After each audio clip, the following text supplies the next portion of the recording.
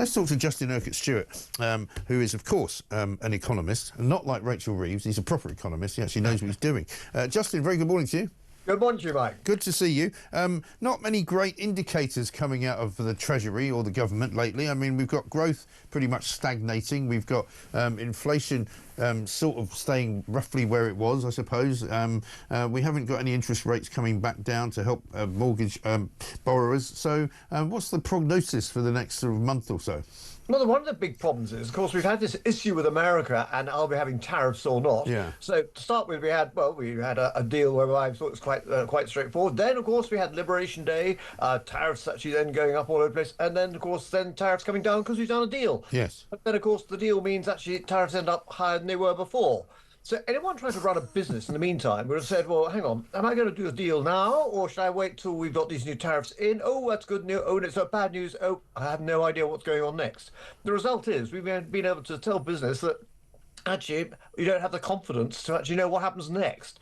One thing you need to be able to do if you're running an economy is give me some idea of what's going to happen over the next few years. You don't have to be right on everything, but give me an idea that I'm going to use investors' money to actually expand this business, go out and buy goods and bring them in or make them or whatever we're doing.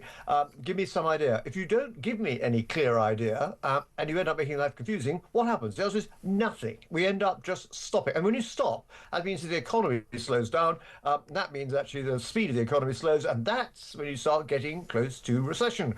And unless we're careful, we're going to be very close to that. And bear in mind, now, more than 65% of our economy is based on consumer spending. So really what you have to do if you really want to get things moving in this country is you encourage the consumer. And how you do that? Well, one of the best ways is, for instance, the opposite of what they did in the budget and the tax paper, with things like the stamp duty.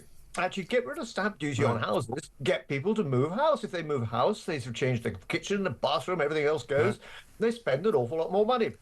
And that, of course, means they're employing more people, paying more tax. Yes. That's how you start getting the retail side of it moving in a quicker time. Waiting for deals to be done on defence contracts, which we know take years. Right. And we don't know whether they're going to be here or, as you quite rightly said, actually over in America. We have no idea at all. No, exactly right. I think the housing market has actually slowed down quite considerably, more so than people are talking about, because of the stamp duty. Because I know personally a lot of people who are not moving, who are planning to move, but they don't want to pay the extra money in stamp duty, particularly in the southeast, where it's quite a big percentage over and above whatever it is. I think it's 350,000 now, isn't it? So it's really quite a substantial amount of money that people would be forced to pay. So they're just not doing it. A direct disincentive. And of course, the thing about stamp duty, it is one of those multipliers, because if you move house and you don't have to pay so much of that tax, because you're not using that tax, you're then going to be actually spending more money actually then doing up the place. Yeah. And so you're spreading out. It's not just money going to the government. You're spreading out into the economy. That's how you actually then get more people getting more confidence that actually businesses are growing. So all those sort of elements make life much easier. Unfortunately, what you're seeing at the moment is everything is just telling us why we can't do things, and just a disincentive. You have to give people confidence that it might be growing one day in 5 years' time, and everyone no, give us some idea actually what's happening over the next year or so. Where are these spending elements going to occur, or where are the opportunities going to be? We can then plan for that. Businesses need to plan.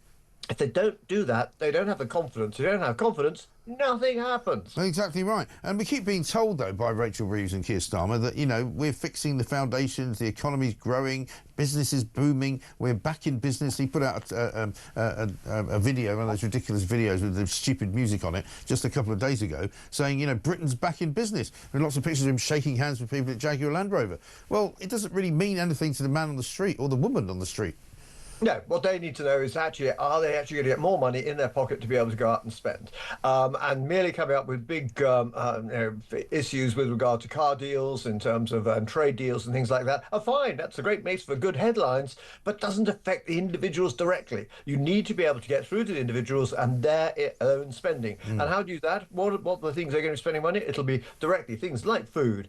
It will be housing, those areas. And of course, really sorting out, and they haven't been able to address this, in terms of power and the extra costs they've had in terms of energy. And we're not clear what we're going to be spending over the next few years. We know we need to have much more capability. And we've still got a position where businesses are reluctant to set up in Britain because if they set up in Britain, you're spending 20% more on electricity than any other country. Yeah. We've designed the basic infrastructure to be too expensive. You have to go back to the brass tacks and saying, right, if you're running a business here, how much is your power going to cost you? Right, if it's too expensive, what do we have to do to reduce that cost? Otherwise, people will just go elsewhere. I know. It's totally insane. I don't know why they're thinking that this is a good idea. Justin, good to talk to you. Thank you very much indeed. Justin Urquhart-Stewart telling us that there's nothing great on the horizon financially or economically for this government or for the rest of us, I'm afraid. So you might as well just batten down the hatches and try not to spend any money. Good luck with that.